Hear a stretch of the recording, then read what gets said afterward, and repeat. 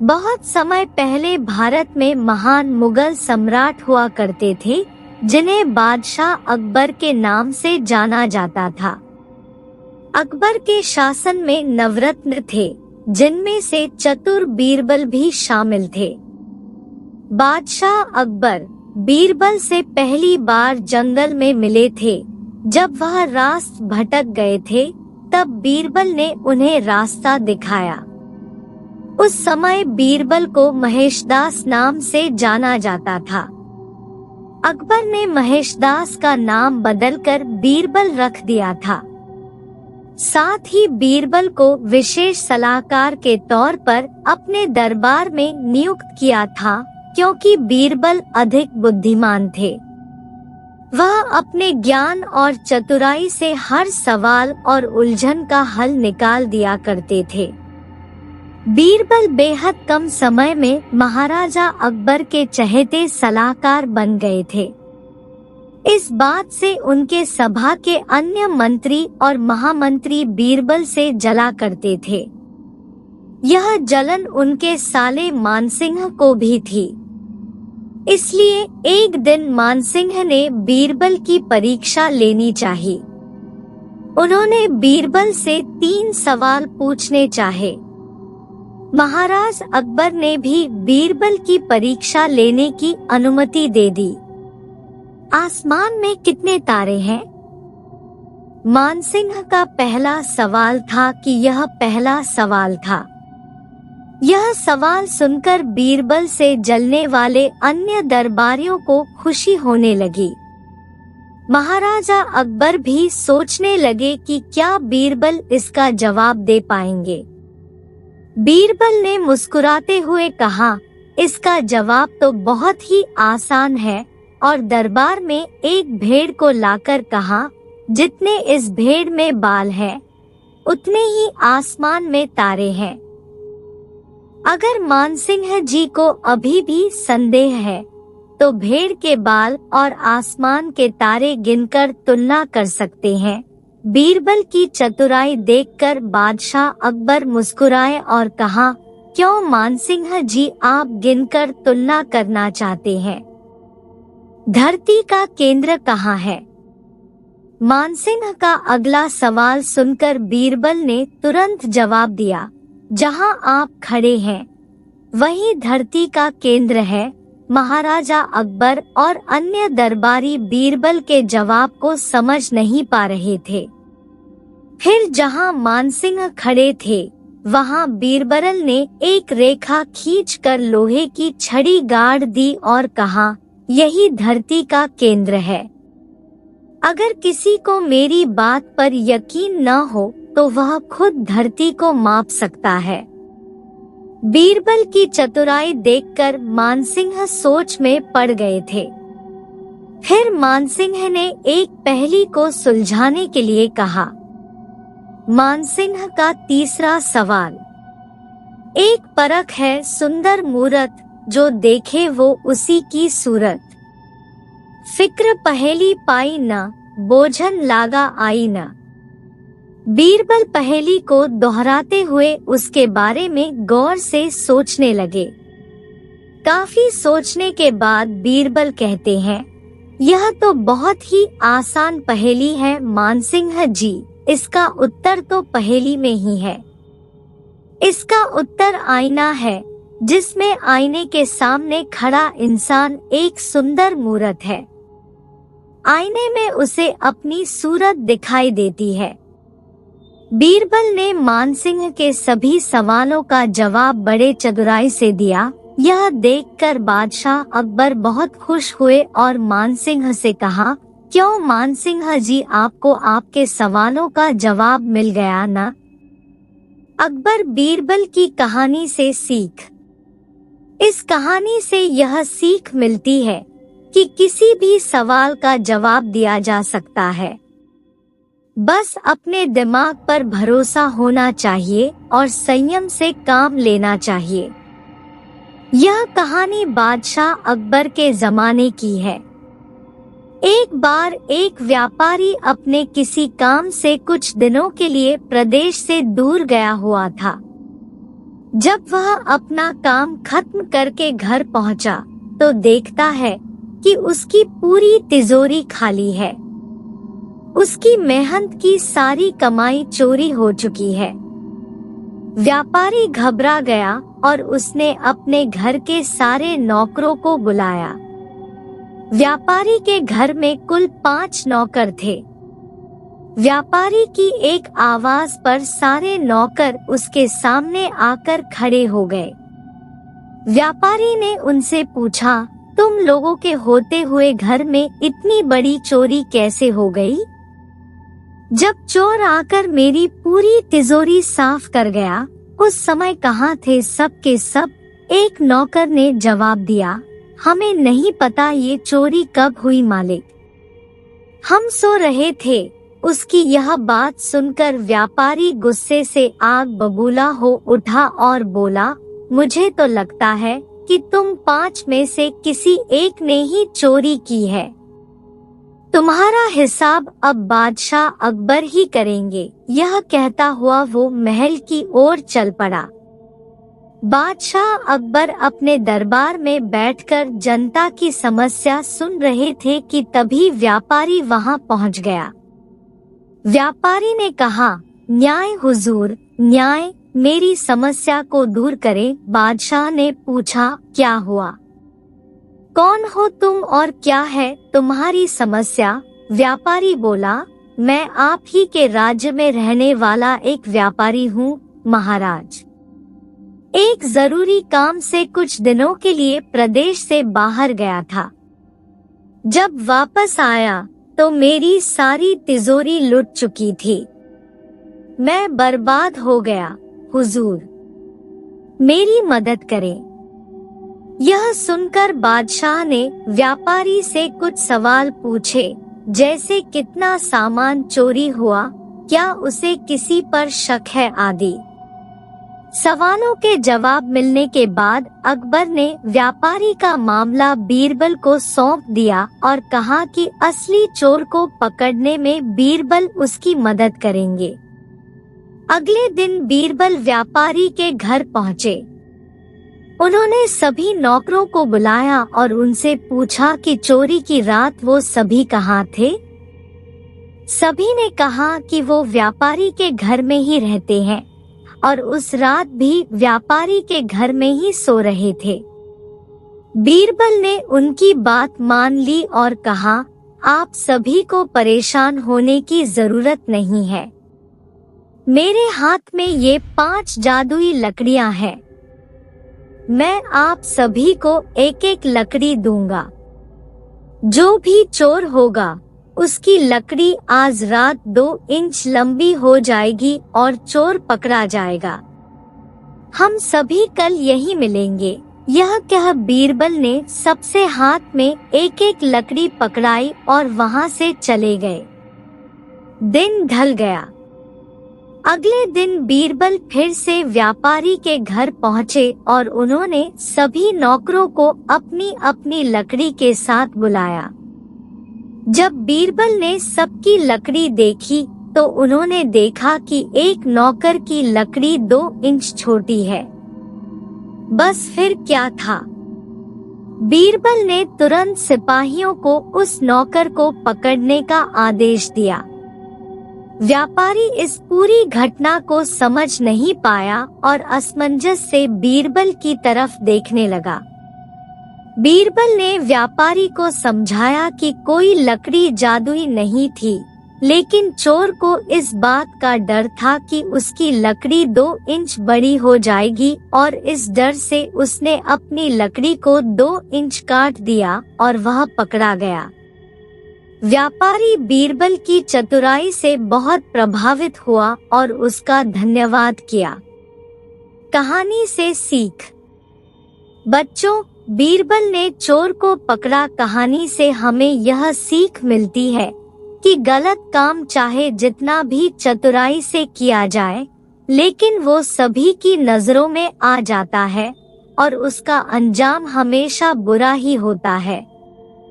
सालों पहले की बात है जब राजा एक दूसरे को पैगाम के साथ ही कुछ पहेलियां भी भेजा करते थे। ऐसे ही किसी एक राजा का दूत सर्दियों के मौसम में एक दिन मुगल साम्राज्य के बादशाह अकबर के दरबार में पहुंचा।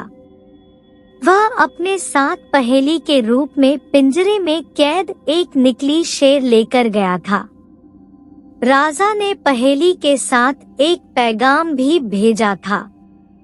पैगाम में लिखा था कि क्या मुगल राज्य में कोई ऐसा बुद्धिमान है जो पिंजरे और शेर को छुए बिना शेर को बाहर निकाल सके। अब मुगल सम्राट अकबर सोच में पड़ गए कि आखिर शेर और पिंजरे को हाथ लगाए बिना भला शेर को कैसे बाहर निकाला जा सकता है।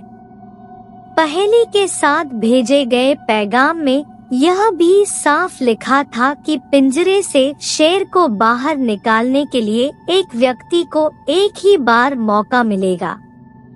अकबर काफी परेशान हो गए। उन्हें लगा कि यह तो बहुत मुश्किल है और अगर शेर को पिंजरे से बाहर नहीं निकाल पाए तो मुगल राज्य की काफी बदनामी भी होगी। ये सब सोचते सोचते उन्होंने दरबार में मौजूद सभी की तरफ देखते हुए पूछा, है कोई जो इस पहेली को सुलझा सके?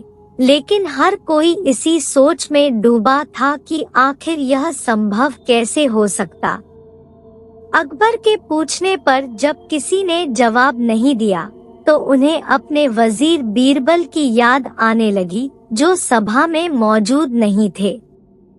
उन्होंने तुरंत दरबान को भेजकर बीरबल को दरबार में हाजिर होने का आदेश भिजवाया, लेकिन अफसोस बीरबल किसी सरकारी काम से राज्य से बाहर गए हुए थे। रात भर अकबर इसी सोच में डूबे रहे कि आखिर पहेली को कैसे सुलझाया जाए। दूसरे दिन फिर दरबार लगा, लेकिन बीरबल की कुर्सी खाली देखकर अकबर उदास हो गए। बादशाह ने एक बार फिर दरबारियों से पूछा, क्या किसी के पास इस शेर को पिंजरे से बाहर निकालने की कोई तरकीब है?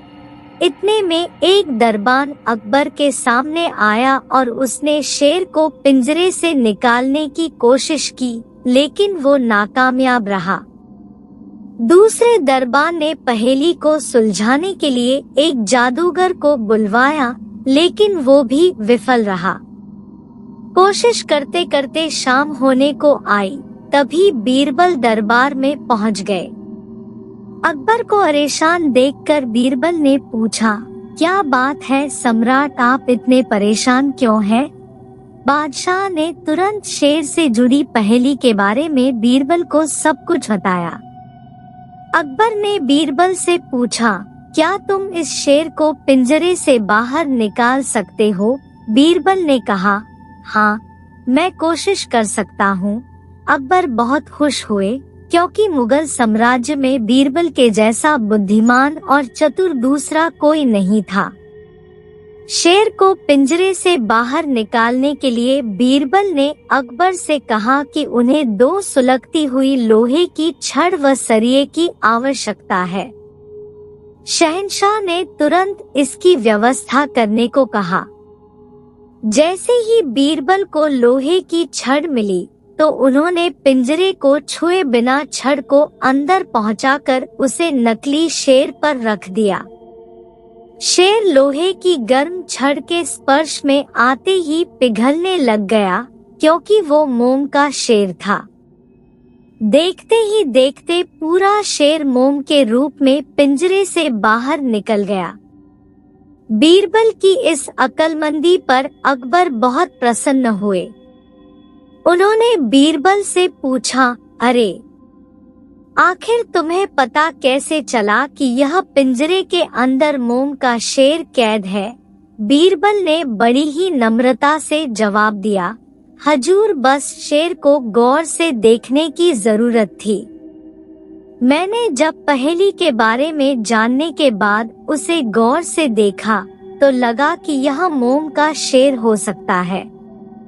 साथ ही राजा ने यह भी नहीं बताया था कि शेर को कैसे बाहर निकालना है, तो मैंने उसे पिघलाकर बाहर निकाल दिया।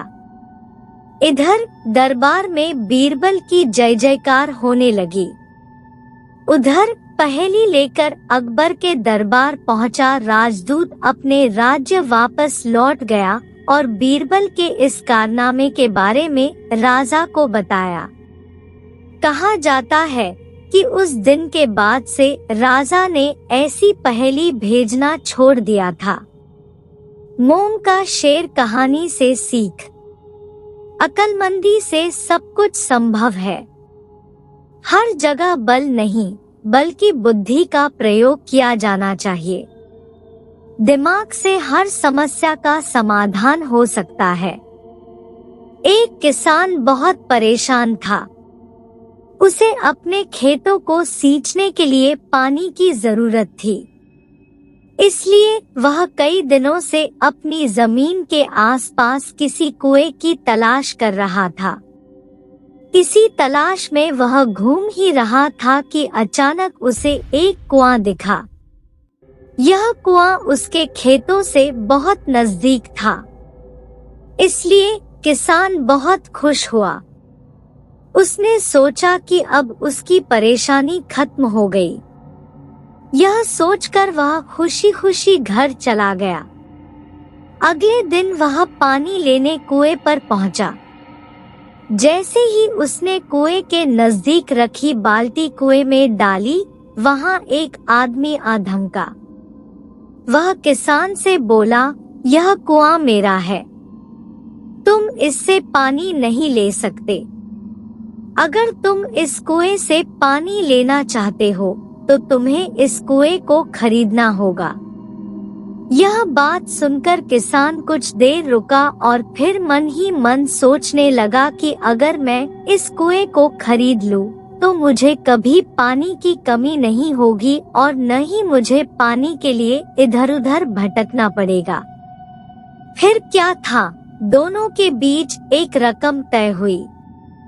किसान के पास उतने पैसे तो थे नहीं, लेकिन वह यह मौका छोड़ना नहीं चाहता था। इसलिए किसान ने उस आदमी को अगले दिन वह रकम देने का वादा किया और घर की ओर चल दिया। किसान के लिए कुआं खरीदने का यह अच्छा मौका था। इसलिए वह इस काम में जरा भी देर नहीं करना चाहता था। घर पहुंचते ही उसने अपने करीबियों और दोस्तों से इस बारे में बात की और कुएं के लिए तय हुई रकम का इंतजाम करने में जुट गया। थोड़ी भागदौड़ और कोशिश के बाद आखिरकार उसने वह रकम जमा कर ली। अब वह पूरी तरह से निश्चिंत हो चुका था कि उसे कुआं खरीदने से कोई नहीं रोक सकता। जमा हुए पैसों को लेकर वह फिर घर चल दिया। उसे बड़ी बेसब्री से इंतजार था कि कब रात खत्म होगी और वह कुआं खरीदने जाएगा। इसी सोच में वह पूरी रात सो नहीं सका। अगले दिन सुबह होते ही वह कुआं खरीदने निकल पड़ा। उस आदमी के घर पहुंच किसान ने उसके हाथ पर पैसे रखे और कुएं को खरीद लिया। अब तो कुआं किसान का हो गया था, तो फिर उसने पानी निकालने में देर नहीं की। जैसे ही किसान ने कुएं से पानी निकालने के लिए बाल्टी उठाई, उस आदमी ने फिर बोला, ठहरो, तुम इस कुएं से पानी नहीं निकाल सकते हो। मैंने तुम्हें कुआं बेचा है, कुएं का पानी अभी भी मेरा है। किसान मायूस हो गया और न्याय के लिए राजा के दरबार में शिकायत करने पहुंच गया। मालूम है उस राजा का नाम क्या था? राजा अकबर। राजा अकबर ने उस किसान की पूरी कहानी सुनी और फिर उस आदमी को दरबार में बुलाया जिसने वह कुआं बेचा था। राजा का फरमान सुनते ही वह आदमी भागा भागा दरबार में हाजिर हो गया। राजा ने उससे पूछा, जब तुमने इस किसान को अपना कुआं बेच दिया तो फिर इसे पानी क्यों नहीं लेने दे रहे हो? आदमी बोला, महाराज, मैंने इसे केवल कुआं बेचा था, पानी नहीं। यह बात सुनकर राजा भी सोच में पड़ गए। उन्होंने कहा कि बात तो यह पते की कह रहा है, कुआं बेचा है, पानी तो नहीं। काफी देर सोचने के बाद जब इस समस्या को सुलझाने में वह नाकाम हो गए तो उन्होंने बीरबल को बुलाया। बीरबल बहुत ही बुद्धिमान था, इसलिए राजा अकबर किसी भी मामले पर फैसला लेने से पहले उसकी राय जरूर लेते थे। बीरबल ने एक बार फिर दोनों से उनकी समस्या पूछी। पूरी बात जानने के बाद बीरबल ने उस आदमी से कहा, ठीक है, तुमने कुआं बेचा, पानी नहीं, फिर तुम्हारा पानी किसान के कुएं में क्या कर रहा है? कुआं तुम्हारा नहीं है, फौरन अपने पानी को कुएं से बाहर निकालो। बीरबल का इतना कहते ही उस आदमी को समझ आ गया कि अब उसकी चालाकी किसी काम नहीं आने वाली। उसने राजा से फौरन माफी मांगी और माना कि कुएं के साथ उसके पानी पर भी किसान का पूरा अधिकार है। यह देखकर राजा अकबर ने बीरबल की बुद्धिमानी की तारीफ की और कुआं बेचने वाले आदमी पर धोखेबाजी के लिए जुर्माना लगाया। कहानी से सीख। किसान और कुएं की कहानी से पता चलता है कि अपने आप को दूसरे से अधिक चालाक नहीं समझना चाहिए। साथ ही धोखा देने की आदत से भी दूर रहना चाहिए, क्योंकि कोई ऐसा भी हो सकता है जो आपसे भी अधिक बुद्धि का इस्तेमाल करना जानता हो। ऐसे में आपका धोखा पकड़ा जाएगा और आपको अपने किए का भुगतान करना होगा, जैसे इस कहानी के अंत में कुआं बेचने वाले आदमी को करना पड़ा। एक बार शहंशाह अकबर अपने साथ बीरबल को शिकार पर ले गए। उनके साथ सेना की एक टुकड़ी और कुछ सेवक भी थे। शिकार करके कुछ एक दिनों में अकबर लौटने लगे। तभी रास्ते पर एक गांव को देखकर बादशाह के मन में उसके बारे में जानने की इच्छा जगी। उन्होंने तुरंत अपने साथ आए बीरबल से पूछा कि क्या तुम इस गांव के बारे में कुछ जानते हो? मुझे इस जगह के बारे में जानना है। बीरबल ने जवाब दिया, शहंशाह, मुझे भी इस गांव के बारे में कुछ नहीं पता है। अपने राज्य के इस गांव की तरफ मैं भी पहली बार ही आया हूँ। आप यहाँ के बारे में जानना चाहते हैं तो मैं किसी से पूछकर बताता हूँ। तभी बीरबल की नजर एक आदमी पर पड़ी। उन्होंने उसे अपने पास बुलाकर पूछा, भाई, क्या तुम इसी गांव के रहने वाले हो? अगर हाँ, तो इस गांव के बारे में मुझे सब कुछ बता दो। यहाँ सब बढ़िया तो चल रहा है ना? वो आदमी बीरबल के सवालों का जवाब दे ही रहा था कि उसकी नजर बादशाह पर पड़ गई। उसने उन्हें पहचान लिया। फिर बोला कि साहब, आप लोगों के राज में यहाँ कुछ खराब कैसे हो सकता है? यहाँ सब कुछ बढ़िया है। तब बादशाह ने उससे पूछा, तुम्हारा नाम क्या है? उस व्यक्ति ने जवाब में कहा, मेरा नाम गंगा है।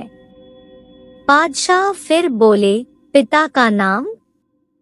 जवाब मिला, जमुना। इतना सुनकर बादशाह ने पूछा कि फिर तो जरूर तुम्हारी माँ का नाम सरस्वती होगा। उसने कहा, नहीं हुजूर, मेरी माँ का नाम नर्मदा है। इन सभी बातों को सुनकर बीरबल को हंसी आ गई और उन्होंने मजाकिया अंदाज में कहा, बादशाह, अब यहाँ से आगे बढ़ना सही नहीं है। यहाँ सारी नदियाँ हैं। आपके पास नाव भी नहीं है तो आगे मत जाइए। आगे बढ़ने के लिए नाव का होना जरूरी है, नहीं तो डूबने का डर बना रहेगा और यहाँ ज्यादा देर रुके तो सब कुछ बह जाएगा।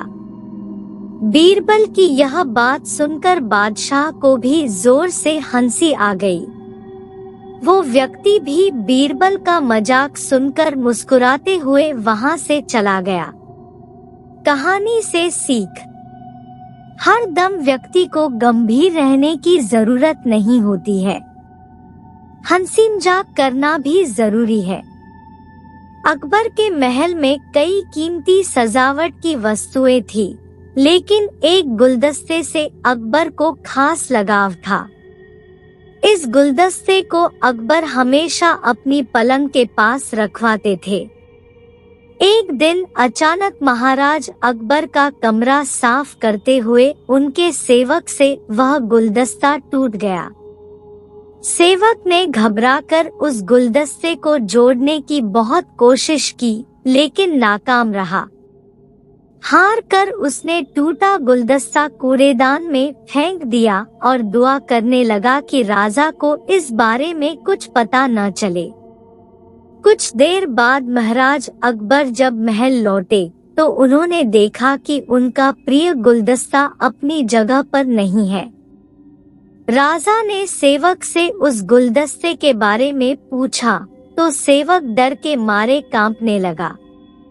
सेवक को जल्दी में कोई अच्छा बहाना नहीं सूझा तो उसने कहा कि महाराज, उस गुलदस्ते को मैं अपने घर ले गया हूँ ताकि अच्छे से साफ कर सकूं। यह सुनते ही अकबर बोले, मुझे तुरंत वो गुलदस्ता लाकर दो। अब सेवक के पास बचने का कोई रास्ता नहीं था। सेवक ने महाराज अकबर को सच बता दिया कि वो गुलदस्ता टूट चुका है। यह सुनकर राजा आग बबूला हो गए। क्रोध में राजा ने उस सेवक को फांसी की सजा सुना दी। राजा ने कहा, झूठ मैं बर्दाश्त नहीं करता हूँ। जब गुलदस्ता टूट ही गया था तो झूठ बोलने की क्या जरूरत थी। अगले दिन इस घटना के बारे में जब सभा में जिक्र हुआ तो बीरबल ने इस बात का विरोध किया। बीरबल बोले कि झूठ हर व्यक्ति कभी न भी बोलता ही है। किसी के झूठ बोलने से अगर कुछ बुरा या गलत नहीं होता तो झूठ बोलना गलत नहीं है। बीरबल के मुंह से ऐसे शब्द सुनकर अकबर उसी समय बीरबल पर भड़क गए। उन्होंने सभा में लोगों से पूछा कि कोई ऐसा है यहाँ जिसने झूठ बोला हो। सबने राजा को कहा कि नहीं, वो झूठ नहीं बोलते। यह बात सुनते ही राजा ने बीरबल को राज्य से निकाल दिया। राज दरबार से निकलने के बाद बीरबल ने ठान ली कि वो इस बात को साबित करके रहेंगे कि हर व्यक्ति अपने जीवन में कभी न भी झूठ बोलता है। बीरबल के दिमाग में एक तरकीब आई, जिसके बाद बीरबल सीधे सुनार के पास गए। उन्होंने जौहरी से सोने की गेहूं जैसी दिखने वाली बाली बनवाई और उसे लेकर महाराज अकबर की सभा में पहुंच गए। अकबर ने जैसे ही बीरबल को सभा में देखा तो पूछा कि अब तुम यहाँ क्यों आए हो। बीरबल बोले, जहांपना आज ऐसा चमत्कार होगा जो किसी ने कभी नहीं देखा होगा। बस आपको मेरी पूरी बात सुननी होगी। राजा अकबर और सभी सभापतियों की जिज्ञासा बढ़ गई और राजा ने बीरबल को अपनी बात कहने की अनुमति दे दी। बीरबल बोले, आज मुझे रास्ते में एक सिद्ध पुरुष के दर्शन हुए। उन्होंने मुझे यह सोने से बनी गेहूं की बाली दी है और कहा कि इसे जिस भी खेत में लगाओगे वहाँ सोने की फसल उगेगी। अब इसे लगाने के लिए मुझे आपके राज्य में थोड़ी सी जमीन चाहिए। राजा ने कहा, यह तो बहुत अच्छी बात है, चलो हम तुम्हें जमीन दिला देते हैं। अब बीरबल कहने लगे कि मैं चाहता हूँ कि पूरा राज दरबार यह चमत्कार देखे।